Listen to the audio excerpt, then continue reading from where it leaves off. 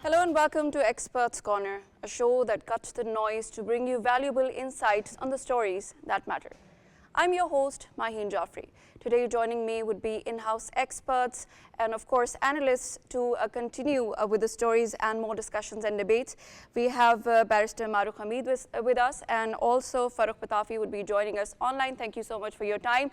We would be discussing during the course of our show two very important stories. Of course, the first one be related to the breaking story. It's a developing story that has just come up, and we have given you the breaking news from Pakistan TV. It's about the Afghan Taliban and the Pakistan. They have agreed on a 48-hour temporary ceasefire. It has been reached, and of course, this was coming. The ceasefire request has been coming from the Afghan side. It is yet to be seen. Will this last, the ceasefire last? And of course, talking about the context, these are the attacks happening from the Afghan Taliban sides on different borders, be it the Chaman side or the October 11 and 12 attack that happened, and we lost 23 troops, 200 Khawarijites were killed, who were sponsored by India. This is a very important developing story. We'll be discussing the more security dynamics over what's happening, what could be the future of Pakistan and Afghanistan, the regional security dynamics, and of course, the banned terror outfits, TTP, to which Afghanistan is still giving safe havens to. The next story would be concerning the diplomatic success of Pakistan on the global front, and it has been a series of events, be it the security pact with the Saudi Arabia, which has changed the entire landscape, geostrategic landscape of the region, or be it the fiery speech of United Nations General Assembly, Pakistan's Prime Minister, who conveyed concerns of Pakistan. Not just that, he has raised his voice for Kashmir and of course Palestine as well. And not to forget the Gaza summit, the Arab Islamic summit that happened. Not to forget, the President Donald Trump has praised Pakistani leadership, especially Prime Minister Shehbaz Sharif and Field Marshal Asim Munir. Now to talk more about the developing story, Farrukh Pitafi, how do you see the ceasefire that we have agreed to? Taliban and Pakistan have agreed on a 48-hour ceasefire. Do you think this ceasefire is going to hold, looking at the volatile situation and the border skirmishes and attacks coming from the Afghan Taliban side? Right. Thank you very much, Maheen, and congratulations on the launch of this program. Regarding the breaking news that you were mentioning, one thing is for sure, that Pakistan does not want any escalation. Whatever escalation took place was done by the Afghan side, particularly Afghan Taliban side. And we have seen what they did last night or tried to do at Spin Boldak in Balochistan border. And then we also saw similar kind of action in Kuram Agency too. But fortunately, they were given befitting response. While it was a very targeted and a restrained response, it did teach them a lesson. Now, at this moment, given that you're talking about a ceasefire, I have also seen the reports. And now one has to actually wait and see whether the Afghan Taliban side can walk the talk. On one side, we have seen that Pakistan has committed to this ceasefire, but Afghan Taliban seem to be a very different kind of, challenge at this moment. The way they keep on actually trying to surprise Pakistan from one side or the other, that still has to be seen whether they will be able to show restraint. At this moment, we have seen Zabiullah Mujahid's statement where he has said that we are going to adhere to ceasefire as long as there's no escalation from other side. So I think that they have already created some kind of exception for themselves. If they want to regroup and they want to attack again, they might do Exactly, so. Pitafi. But let us hope. Yeah. Yeah, Go exactly, ahead. Pitafi Saab. We have also Hassan Khan joining us online. He's an Afghan affairs expert. Let's ask Mr. Hassan Khan, what do you think about the ceasefire, the 48-hour temporary ceasefire? Would it last? Would it hold, looking at the situation, the Taliban skirmishes, the border skirmishes, and what do you think about that? Thank you very much. I think this is a good development in both the countries, which are very close to each other in historical relations and dependence on each other's. Whether it is Afghans are, I think, highly dependent on Pakistan, and the same is for Pakistan. A secured and stable Afghanistan is definitely in the interest of Pakistan. However, this ceasefire, I think, this has been Pakistan's today's the late night, late day the evening actions, which targeted areas in Spin Buldak border areas in Kandahar and in Kabul. I think they have been forced to do it. Otherwise, the way they were behaving, it was totally unacceptable, and totally nobody was expecting that from the Afghan Taliban. Because on the first day, when they opened strikes at almost 6 points from Chatral down to Job districts, so it was quite unexpected for Pakistans, and nobody was believing that Taliban would behave like it, because the air strikes which happened at Birmal are the airspace violation of Afghanistan. I think Pakistan has neither publicly accepted that it was done by Pakistan, but the reaction was quite unexpected. And then today we saw that early in the morning they destroyed the Friendship Gate. They attacked the Pakistan at the Chaman border, Spin Buldak areas, and they also opened fire at 2-3 places in Koram. So I think the way they were behaving, these late reactions were shown by Pakistan, targeting their military sites in some areas where Fitna al-Hindustan, especially the BLA and the Majid Brigade hideouts, were located in Kabul and Kandahar. So I think it was good. Now we are expecting that, no doubt, this is a temporary ceasefire, and we hope that good sense will prevail, and Taliban will realize that Pakistan is not hitting, it is not a fight between the Pakistan and the people of Afghanistan. This is not the first time that they are taking such a position on the terrorist networks, whether it is the TTP. Previously, they lost a big opportunity.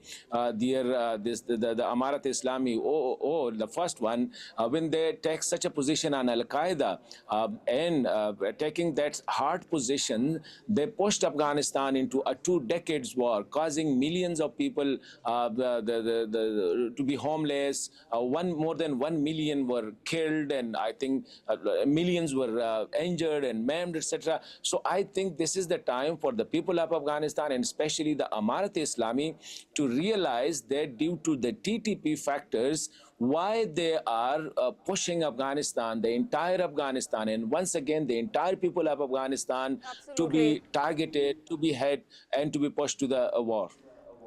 Hassan Khan, we were talking about Pakistan's strong retaliation. We know Pakistan has always stood by Pakistan, especially after 2021. The entire embassies were pulled out. All the countries Pakistan stood by Afghanistan, reiterating for the world that let's engage Afghanistan. Let's not isolate it, be it the trade relations or any other such dynamic.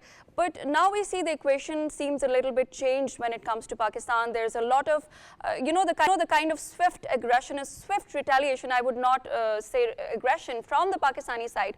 Do you think it has redefined the equation when it comes, as in Prime Minister said, that any provocation would be met with swift response? Seems like Pakistan wants to say enough is enough. I think it was the long-awaited one. If you remember, when a few weeks back, 12 of our valiant security forces were targeted in Banu, and Prime Minister and the federal cabinet members, along with the Field Marshal Asim Munir, they visited Banu cantonment, and where they offered janaza of the martyred soldiers. There and then, the Prime Minister asked the Afghan Taliban, the Amarat Islami, to choose between Pakistan and the TTP. So Pakistan was expecting that the Amarat Islami, whose leadership have been in Pakistan when they were fighting against the foreigners, whether the Americans or the NATO or the others, so they were in Pakistan. Pakistan provided all the facilities to them, and Pakistan was expecting the same response from them. But unfortunately, they didn't hear to the Prime Minister's Shehbaz Sharif request that it is the time for you to choose between the two. Either join the terrorist network, either support the terrorist network, or either the people of Pakistan who who hosted the more than 5 million Afghan for almost 5 decades. But it was quite unfortunate that the response from the Afghan Taliban or the Taliban regime was not, I think, to the Pakistan's liking. And you know that the TTP continued terrorist attacks inside Pakistan till date. And it was not only the TTP, the Pakistanis, the Pakistanis who are in Afghanistan, they are using the Afghan soil against Pakistan. Till date, I think during the last few months, 33 Afghans nationals have been targeted who were committing terrorist attack inside Pakistan. 133 or 140 these what you call it, the terrorists, they have been targeted when they were crossing the border. So it is not just saying it that they are not here in Afghanistan, they are not using the Afghan soils. I think Pakistan has provided them with a lot of intelligence, with a lot of proofs, telling them that they are coming and they are crossing the border. I think so. This was the only option for Pakistan to retaliate. And even despite that crossing of the border by the terrorists, Pakistan was quite, I think, was in a wetting position. But it was the Afghan side who opened and who attacked the borders on the pretext that Pakistan has violated their airspace. I think instead of opening the border, attacking Pakistan, it's a number of plus, 2,600-kilometer border. They should have, I think, symbolically, usually such thing happens, but mostly these such type of retaliations or attacks are symbolic. But instead of symbolic, they just crossed the border, they hit the Pakistani checkpost, they targeted the Pakistani security boys who were bordering the Afghans, and they were not aware of it. They were caught unaware. So I think that was enough for Pakistan to retaliate, to respond the way today it was done. Hassan Khan, thank you so much, Afghan Affairs expert, for giving your valuable insight. And we definitely know what does that mean when we talk about Afghanistan, when we talk about Pakistan, how it has supported all the way. But right now we see this was the only option with Pakistan. Mahrukh, the ceasefire has reached 48 hours. Do you think it's a temporary ceasefire? Do you think it's going to hold, looking at the situation? Maheen, we've been talking for a while as far as the Afghans are concerned, whether, for their attempt or whether they can clamp down on terrorism truly, whether it's an inability or it's their, unwillingness. We've given them every benefit of the doubt when we look at, the Pakistan army, when we look at the Pakistan government, for the people and for the people of Afghanistan, because we know that, they've historically been the sufferers. But this retaliation, and we saw the DGISPR's press conference when he said that everything, the answer to everything cannot be talks.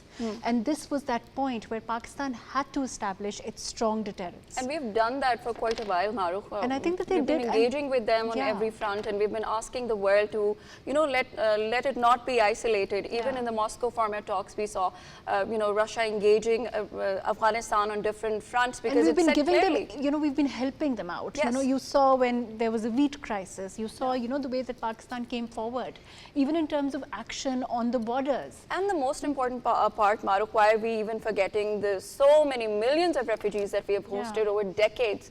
So that's the biggest thing. Pakistan, and just to interject, Pakistan and Afghanistan do have, ties of a monumental nature. There's no denying that. But the question is, and I think that the DGISPR's press conference really hits it on the nail on the head, that we cannot have talks as an answer to everything. And one hopes that the Taliban government or the Afghan Taliban will realize that they cannot afford to have an enemy like Pakistan across the border. Yeah, exactly. It's the neighbor. Farrukh Pitafi Sahab, if you're hearing our conversation, of course, it's going towards an angle where we are talking about Pakistan has done so much for Afghanistan, and it's now time. The most important and interesting fact, if you look at the attacks, they have destroyed the Friendship Gate from their side. What does that signify? What does that signify with the mindset? Because right now we were talking about Pakistan doing a lot for Afghanistan, especially hosting refugees, especially helping them in wheat crisis, and asking the world to unfreeze their assets, asking the world to engage them. How do you see that?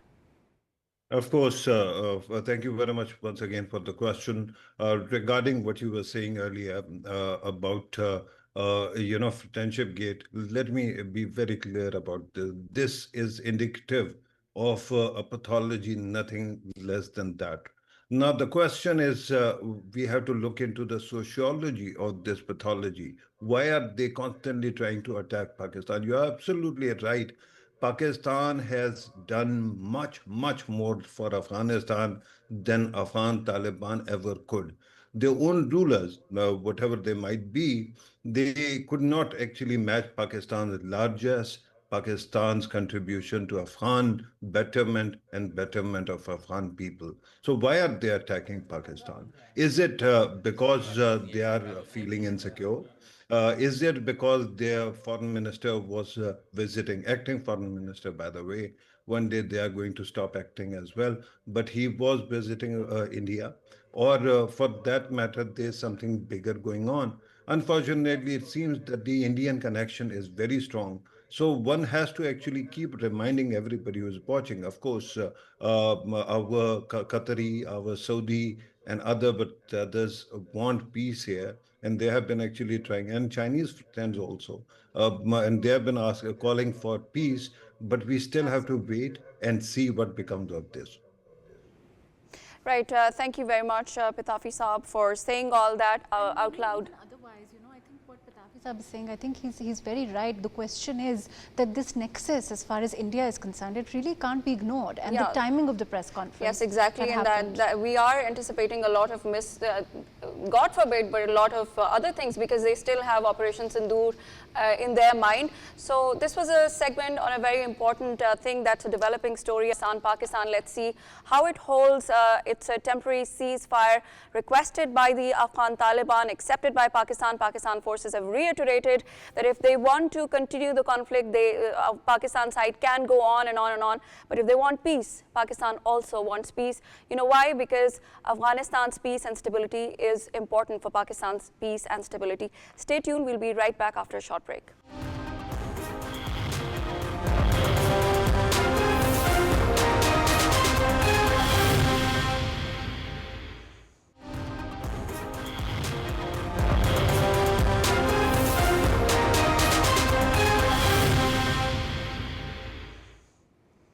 Welcome back. Before going to the break, we are talking in detail about the latest Pakistan-Afghanistan situation. A ceasefire has been reached. It's a temporary 48-hour ceasefire. To talk more about this, we've been joined by Mr. Jauhar Saleem, former Foreign Secretary and former Ambassador. Thank you for your time, sir.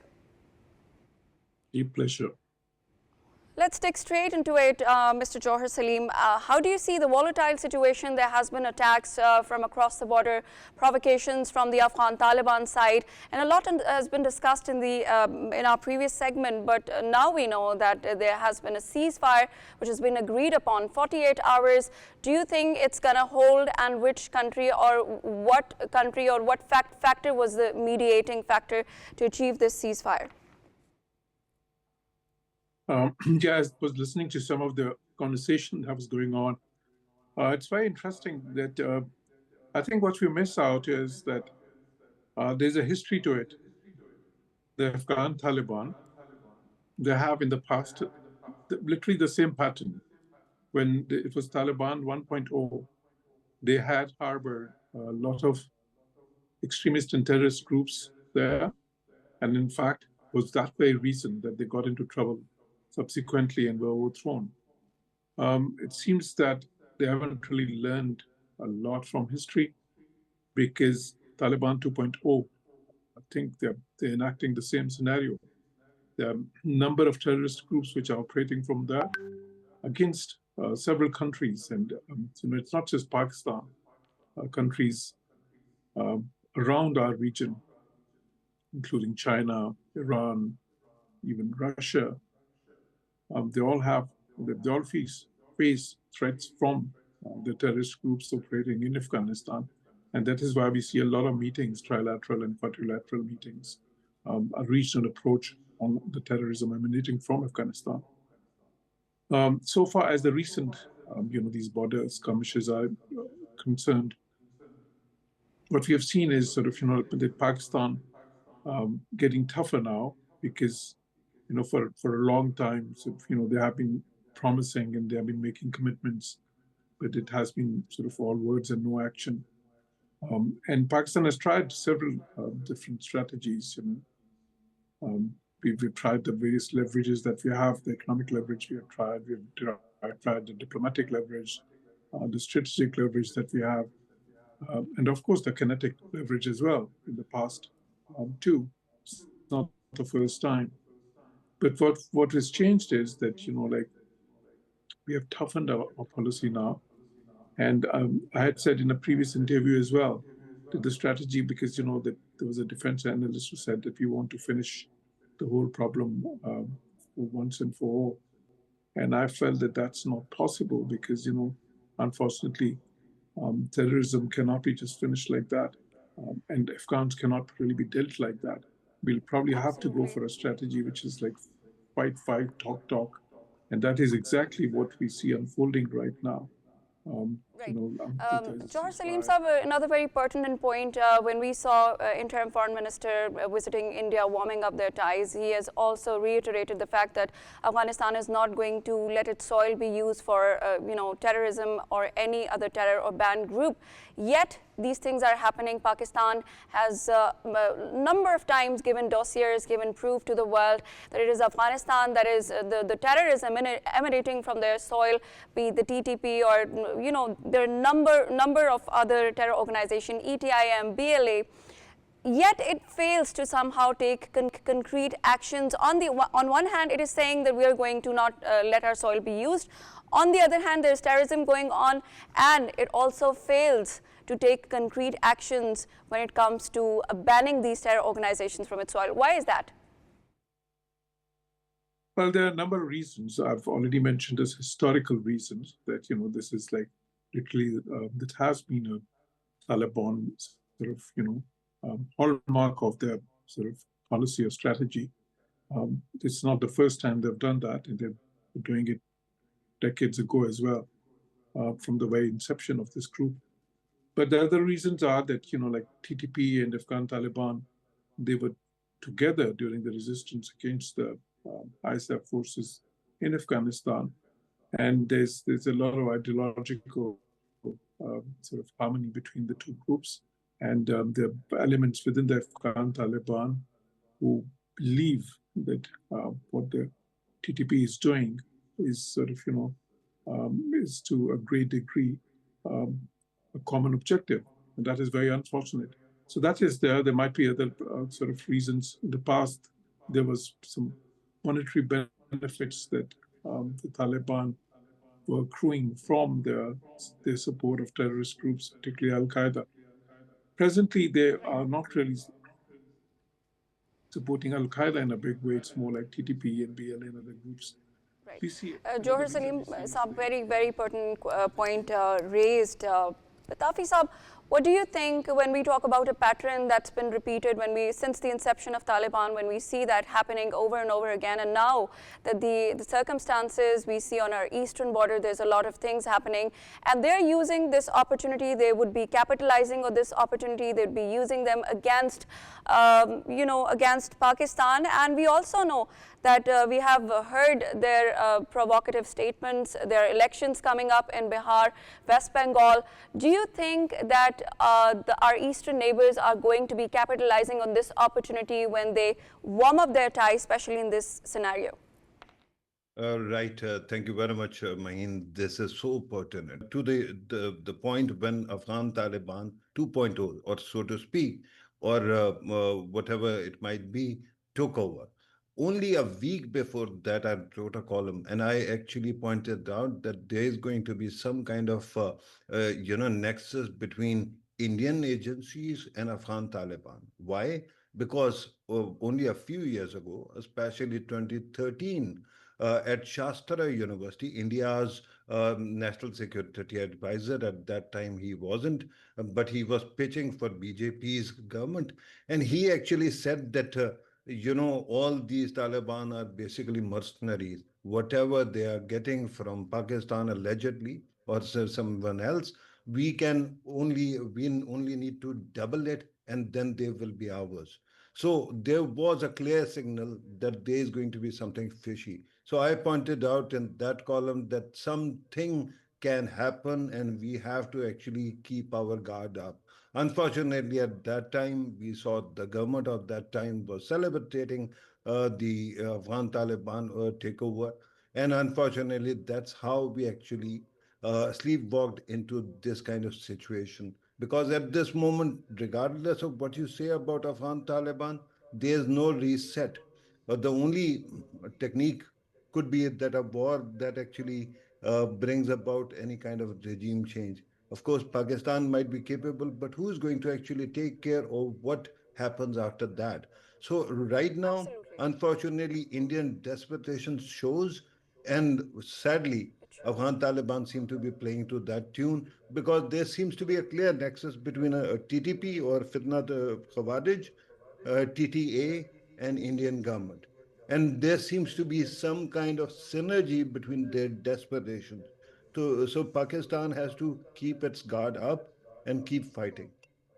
Right, Pitafi Saab, you're absolutely right. There's a historic perspective to it, of course, and we know that there are a lot of things coming up in India, whether we talk about elections or other things, and they'd be using every opportunity. They'll be capitalizing on every opportunity to take this nexus to next level in order to use them against Pakistan. And now to talk more about the other story that is equally important is the diplomatic achievements of Pakistan. Pakistan has once again come up on the global stage. It has proved be it the United Nations General Assembly stage or, being a part of the Arab Islamic Summit, Pakistan spearheading the entire Islamic Ummah. There is a lot on Pakistan's plate that it has achieved and a lot that it has bagged. Mr. Jauhar Saleem, how would you comment on Pakistan's latest diplomatic achievements, providing the fact that President Donald Trump really praised the leadership of Prime Minister Shehbaz Sharif and Field Marshal Asim Munir? Yes, Pakistan's diplomacy has been very vibrant, and we have seen a sort of Pakistan's diplomatic profile rising over the last many months, particularly after the military conflict between Pakistan and India, where Pakistan was able to respond so befittingly that the world admired Pakistan's prowess and also Pakistan's very responsible attitude. But at the same time, I think President Trump's statement should not be a barometer for sort of like gauging Pakistan's diplomatic standing. It has to be more than that. There are lots of challenges as well which we face right now. One is in terms of our relations with Afghanistan, of course. The hostility that we are facing from India. So in our own region, there's still very many challenges that we still confront. Then for Pakistan, it's very important that our diplomacy is able to seize upon the opportunity that we have before us, that is getting more investment from allies such as Saudi Arabia, more investment coming from the US as well, and sort of sustaining the very, very important economic partnership with China, because Pakistan is right now in a phase where we suffered a huge economic crisis, and we are still in a phase where we're trying to stabilize, and we really need to enhance our trade, enhance the investment cooperation, increase tourism, because unless we achieve long-term economic stability and economic growth, because we are in the phase of achieving stability, but growth is yet to come. And that is where the diplomacy has to sort of support that, because in the current times, economic diplomacy sometimes is even more important than political diplomacy or security-related diplomacy. And I think we are quite capable of that in the coming months and years. I think we would, inshallah, witness even more vibrant and diplomacy. Let's see where does this roll us in the coming years. It's absolutely delight and optimistic time for Pakistan, as Farrukh Pitafi said. Mahrukh, what are your comments? Maheen, I agree with what Jauhar Saab said, and before that Pitafi Saab also. But as far as signaling in the world is concerned, when we look at this visit, when we look at the way that Field Marshal, the favorite Field Marshal, which is what President Donald Trump said, the question is that when we look at the world stage, there is a certain importance that we give to this signaling also. When we look at, of course, I agree with what Jauhar Saab said, building economic diplomacy on this is very important, and I think we're working towards that also. But when we look at the latest visits of, the US as far as the Prime Minister is concerned, the Field Marshal is concerned, then we look at China, the engagement there, then we look at the Kingdom of Saudi Arabia. So on a broad spectrum, when we look at Pakistan at this time, it is about the fact that we are balancing our relationships with all these countries. Especially and with in terms two, of in terms of, I'm just going to add, in terms of us becoming a regional player, when we look at India across the border, for example, all that talk about isolation and us being, it has reversed. And we see India sort of, being reduced in size much further, because they are now looking at themselves being alone and standing in the corner alone, whereas Pakistan has taken center stage. If you look at the world, if you look at our diplomacy in the world, we have our Prime Minister. Where is Shehbaz Sharif, the Prime Minister of Pakistan, not at this time? This is a question that the world is asking. Exactly. So it's not just about an isolated comment that the President of the United States is making about the Field Marshal. It is about the fact that there is a consistent effort here. And of course, Pakistan can build on this in terms of economy also. But the question is that I think let us take a bow.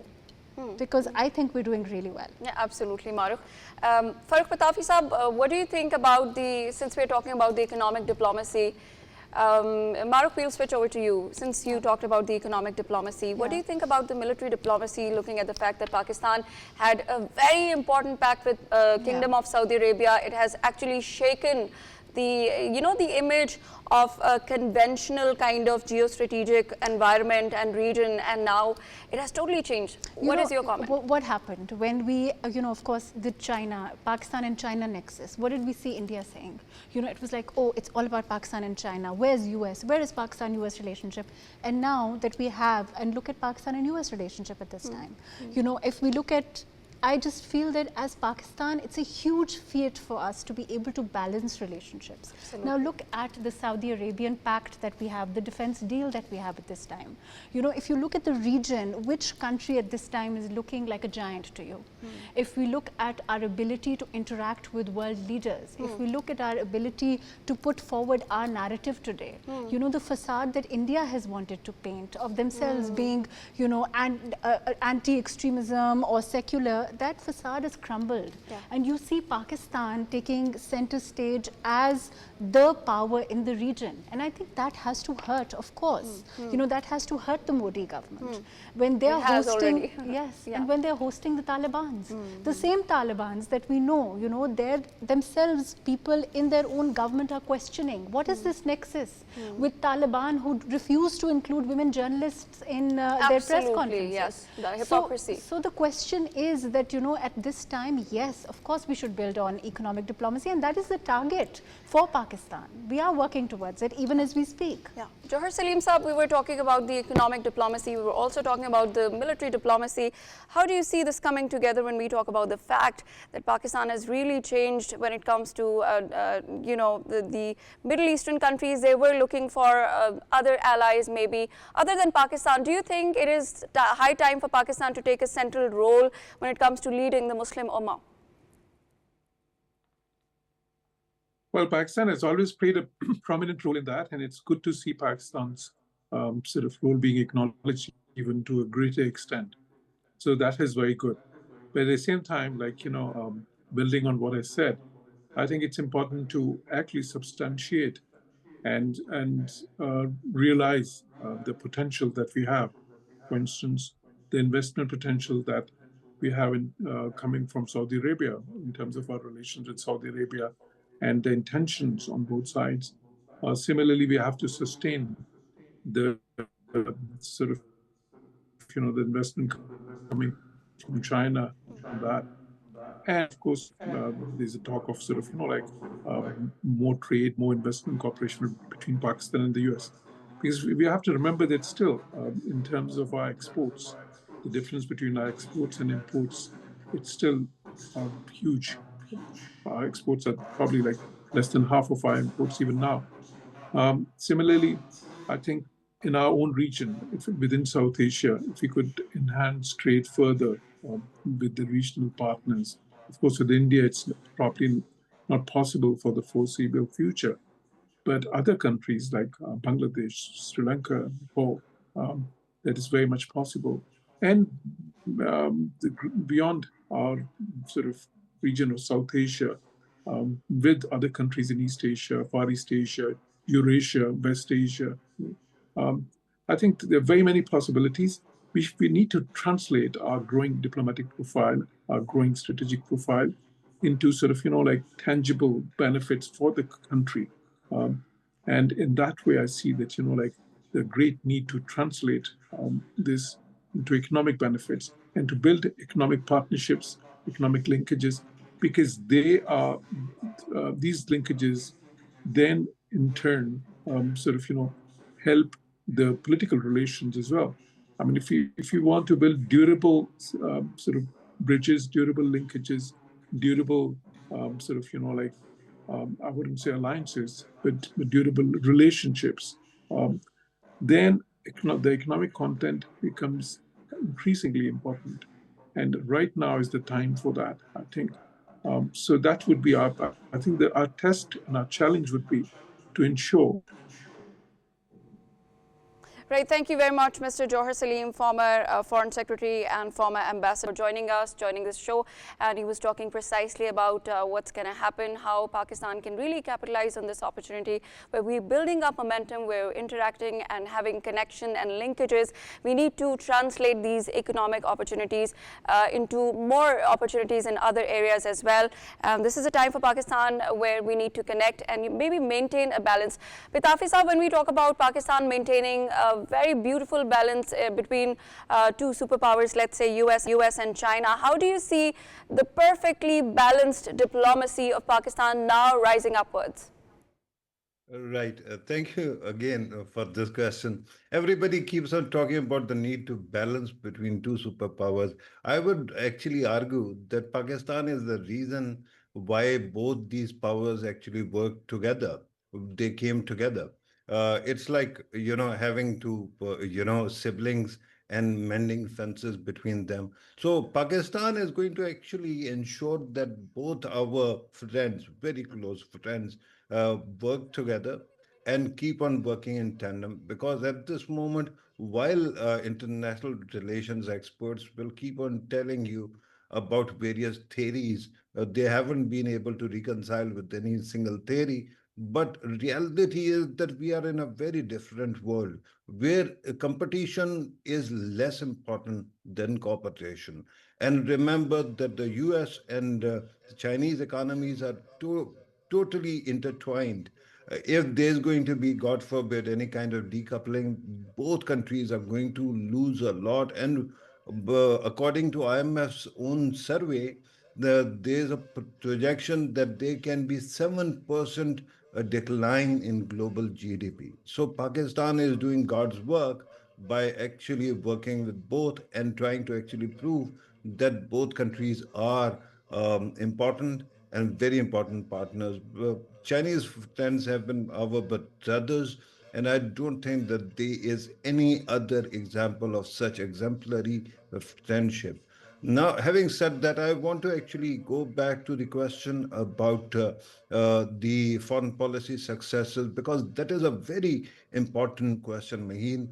And remember that foreign policy is essentially a function of governance, domestic governance, governance per se.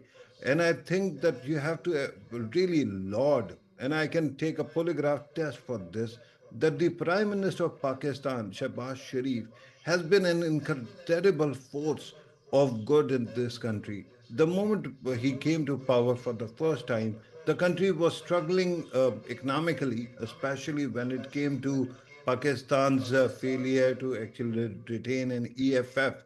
IMF's program extended first fund Facility, yeah. and yeah, at that time, Prime Minister actually went out of the way and from the jaws of defeat, he snatched an SBA standby arrangement. And since then, our economy has been developing. Then look at his team. And then, of course, we talk about Army Chief and we always talk about Banyan al-Marsus. Remember that this prime minister brought him in. So we have to compliment both these gentlemen for contributing hugely to Pakistan's success. Absolutely. But Pitafi Saab, how would you quickly build up on that, I just want Mahrukh? to add to what Pitafi Saab said, and I absolutely agree with him. I don't think anybody can disagree. I think it's important. Yes, he said, companionship is important, and of course, there has to be a working relationship between different countries, because that's what the Prime Minister essentially said at the UNGA also when he spoke. But at the same time, signaling is extremely important for us because of a hostile neighbor, like India on one side, and we saw what happened in Pahalgam. That was a successful, successful signal sent to the world that Pakistan has very, very effective deterrence. If you look at the Afghanistan situation also, we retaliated, yes, in a restrained, targeted manner, but we showed them that you do not mess with Pakistan. Absolutely. So that kind of signaling is extremely important when, of course, at the same time, we develop our relationship with other countries, we balance our relationship with countries like China and the USA.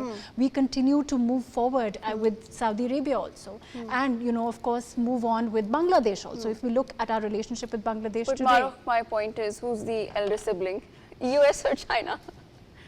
I think at this time, Pakistan is doing such a classic balancing act that, absolutely. it seems to be everybody around the same ages at this time. So I think that credit has to be given.